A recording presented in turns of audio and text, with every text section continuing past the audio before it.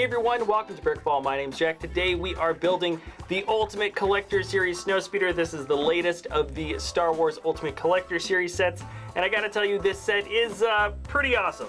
I already built it. It's really, really cool, and well, anyways, I don't want to waste any time. Let's just get right into the review. Now, first of all, let me talk about some of the basic specifications of the set. It is 1,703 pieces. It sells for $200 in the States, 170 pounds, or 200 euro. The age recommendation is 14 and up. It is set number 75114, and it comes with not one, but two exclusive pilot minifigs. Okay, now getting into what the set actually looks like. It is awesome. The detailing on the outside and the shapes and angles that create the outer shell of the body look darn near perfect. I mean, they really did get a good shape for the ship, and they certainly well should have, because this is a huge set. You can get a pretty good idea as to how big this thing is with the minifigs standing down below. But let me just switch to this shot where we have a minifig scale size Snowspeeder on top of the Ultimate Collector Series Snowspeeder, and I think that's an even better sort of comparison shot to just show you how big this set is. I'm not even sure if a Technic figure would scale properly inside the cockpit, so I say let's get started right away with showing off some of the cooler details on the outside. And normally I would go front to back, but I think there's cooler features in the back, so I'm gonna start there. Now, one of the more iconic aspects of the Snowspeeder are its flaps in the back that allow it to turn. I had a toy of the Snowspeeder when I was younger, and I remember this feature very well. The smaller versions of this set in Lego have had the same ability to open up, and this Ultimate Collector Series version is by far the coolest. Part of the reason why I say it is the coolest is because the functionality of it is so well hidden. You actually just twist the thrusters any direction, and that opens and closes the thrusters. And there's a little bit of tension that kind of allows you to twist the engine a little bit further than necessary, and you're not going to mess up or grind any gears or anything like that. So that's great. You don't have to be too careful with it, and it also lets you sort of even out that hole on the top if you want the engine thrusters to be perfectly symmetrical, which I know I do. But I think an even cooler aspect of this opening and closing function is that the designer sort of accepted the fact that we are going to be seeing some turning gears, so instead they just made a really cool bit of technical interior. This makes the turning gear and actually seeing the function kind of cooler. Instead of something that they wanted to hide completely and look like maybe it was an automatic function, you can sort of see the nitty gritty grinding gears and all of the weird technical stuff on the inside of the Snowspeeder. This works really, really well. I love the detailing on the inside, and I actually want to keep this model displayed with one of the flaps poking up a little bit because I think it looks cool to be able to see all the stuff on the inside. Now, the second coolest feature, I don't know if this is the best or the second best, is that we can move the Harpoon gun in the back. Now, you can see me moving it around with my hands, but it actually has the ability to move around on its own, or not necessarily on its own, but instead the joystick or the targeting system in the back gunner's seat is indeed hooked up to the Harpoon gun. It's got nearly a 180-degree turn radius, which is pretty awesome, but what's actually cooler about it is when you see what the joystick looks like. This is the targeting system. That is a sticker detailing, but probably one of the coolest sticker detailings that I think we've gotten from a Star Wars set. That is the targeting system focused on the foot of an AT-AT. Now, I'll get into the detailing of the cockpit in just a little bit, but let me focus more on the back. In between the two thrusters, the Snowspeeder has this panel or grate, and those are actually the heat dispersion fins that kind of rests in the center, and they did a pretty awesome job at bringing this to life. When you look at it from either angle, you can see that it is tiled smooth on one side, and then we have the undersides of the studs on the other side. This always gives the impression that at least some of it is smooth and some of it is rough on either side, depending on which angle you're looking at. I think that works pretty well. And there's also a lot of sort of technical detailing. There's even some metallic stud pieces, those circular round pieces, mixed in with some just varying shapes that kind of break up the look of this great piece just a little bit more. It's not even entirely symmetrical, and I think that works pretty well. Also, on either side of these great pieces, we have some more flaps. I believe these panels are also used just for brakes. In their resting position, they are turned up ever so slightly, and they can be fully extended down, and it actually kind of shows some piston pieces. Their actual main point of connection is with these Technic pins along the side, but the piston pieces look really cool, and they also are a certain point of connection that adds a little bit of stability, but I think their main function adds a little bit of tension, and that's what allows you to keep this brake piece in any sort of position that you like. All right, let's move away from the back now and get on towards the front. These are the turbo lasers. The build for them is actually a little bit more intricate than you might first sort of guess by staring at them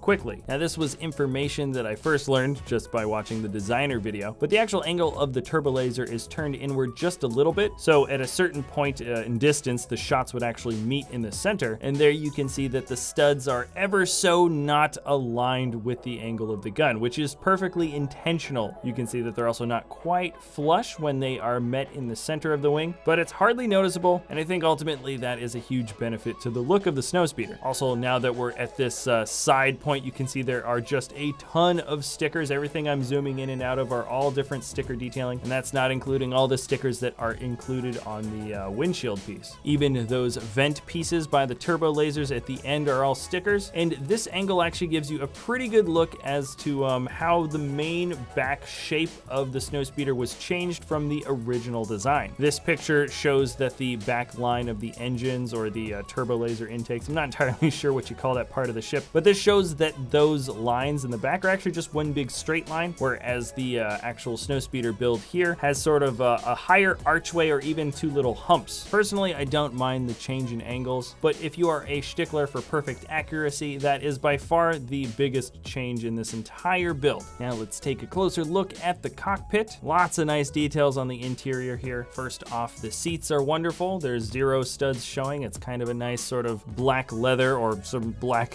smooth material that makes up the seat cushions. And then the side panels, there are all stickers and maybe a few recognizable prints that you can see here or there. The front console has a couple of stickers. They're a little bit offset with those slope pieces, which is really nice. And on either side of the pilot seat, there are a couple of spare pistols. The back gunner seat has, once again, some similar sticker detailing. This time the stickers are on 1x4 tile pieces, so they're a little bit longer. And once again, there is that look at the AT-AT foot targeting screen. Now, just for the heck of it, I put one of the minifigs inside the pilot seat. And of course, this doesn't scale very well unless it's like bring your kid to work day or something. Now, for the last aspect of external detailing I want to focus on is this great set of angles that we have in the front here. It absolutely looks wonderful, but I gotta say it is by far the most annoying part of the build because everything in this ship is very well built. The side panels aren't, I think, sturdy enough to maybe pick up the ship by, but everything feels good except for this part in terms of handling. On the underside, we have some detailing that are actually just little ice skate pieces, and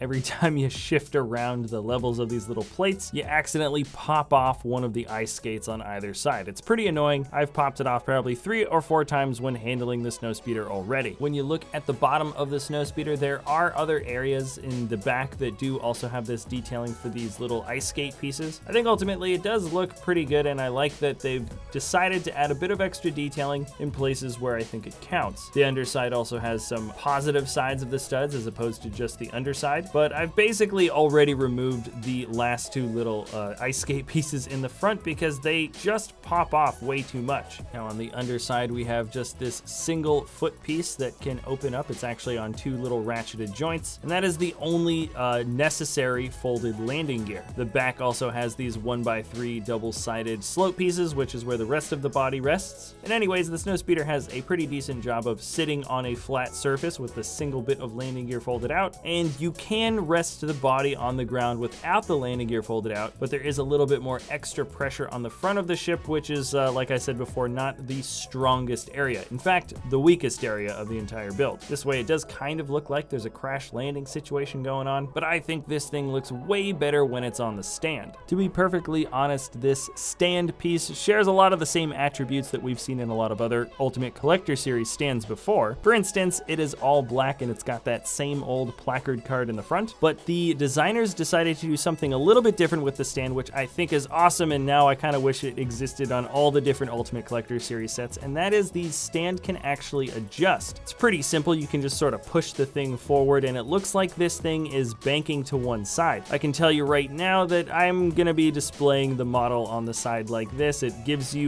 gives the observer a bit more surface area of the top to kind of see the cooler detailing. I mean, the cooler detailing is always on the top of the ship, but also it feels just like there's a little bit more action going on with the set. And I just really like that they decided to play around with an aspect of the builds that nobody expected to be different. The Technic elbow just has a way of sort of resting on itself when it leans far forward. And I've got no gripes with this design at all, except sometimes if you move this thing a little bit too quickly on the stand, it does have a tendency to fall forward almost on accident, and you feel like the whole thing's gonna fall over and smash itself up, but the stand never actually falters. Now, there is one thing that I think is definitely worth pointing out, something they don't really tell you in the instruction manual, and that is that the Snowspeeder can only be pointing in one direction. So the placard is facing forward, and we have our Snowspeeder pointing to the left. That means you cannot pick it up and point it to the right, because if you do, like this, there is way too much strain on the base of the stand just because the weight is not centered anymore. And I think over time you could either break the stand or really start bending your Lego pieces in a way that's not good for the long term. This is a pretty easy thing to remedy, however, if you want your Snowspeeder to be facing the other direction, because the final chunk of the stand that is sticking up can be taken off and just attached to the other side. This will honestly take you 30 seconds to switch around if you want. And I think that's actually what they did when they set up the Snowspeeder on the box in the front, because it's not facing the same way the directions tell you in the instruction booklet. Also, the last thing I'm gonna point out about this design is be careful when you put this Snowspeeder in here. The Snowspeeder is heavy, and the corners of this stand are very sharp, and you kind of almost want to guide it in with your finger, but you will pinch it and it will hurt. Now let's finally move on to the exclusive minifigures. This is the last aspect of the build to talk about, and I think they did a pretty good job with these guys. Now, they're not some crazy excellent versions of brand new, everything's different about them. The design for the torso and the legs is exactly the same as we get for any of the other more contemporary or more recent orange suit guys, but I will say that the white printing on the chest is now just a little bit thicker, and we don't have that orange sort of bleeding through that kind of looked bad with the more recent guys that we got in the past. So that's a plus, but the main thing that is a difference that I think a lot of people already sort of know about or are gonna really like is that there is printing on the sides of the arms. It's nothing special, it just shows some lining and some wrinkles, but that is for sure an exclusive aspect to these guys. But really the main exclusive bit are the helmets. Technically, the names of these pilots have not been released officially by Lego, but based on the detailing, we can guess that the pilot with the dark gunmetal helmet is Zev Seneska, while the other one with the more simple design with that stripe in the center is his gunner, Kit Valent. Essentially, the only things exclusive about these guys are the prints on the arms and the different prints for the helmets. Specifically, I like Zev's helmet the best because it comes molded with the dark gunmetal mold there, which is really cool. But anyways, that's that for the minifigs, and that is that for the set. So here it is all together. This is a 1,703 piece set selling for $200 in the States, so the part to price ratio is definitely not in its favor, but it's also not exorbitantly expensive. I think for the type of build that this is, Lego rarely makes a set quite as high quality as the one that we're getting here. This thing is gigantic. It's really, really sturdy. For the most part, I would say, of course, try to handle this thing from the center of the build or the back, but it can probably be picked up by the side paneling if you're very careful. And for the most part, I think they've really hit this one out of the park. The main features that I like the most out of this set are the wing flaps that move up and down. Really nice detailing on the inside there, and I love that you can change around the position of the stand. That is a totally new feature and one that is extremely welcome by me. I highly recommend this set to anybody who is like a really big Star Wars fanatic. This thing isn't cheap, so don't buy it on a whim, but this is a set that, through its very nice design and high quality of build, really earns the title of Ultimate Collector Series. Okay, that is it for this episode, everybody. Thanks a lot for watching. Remember, if you enjoy our content, you can always like or subscribe. And if you want to buy this set, I will leave a link in the video description below. All right, that's it. Thanks again for watching, and we'll see you next time at BrickVault.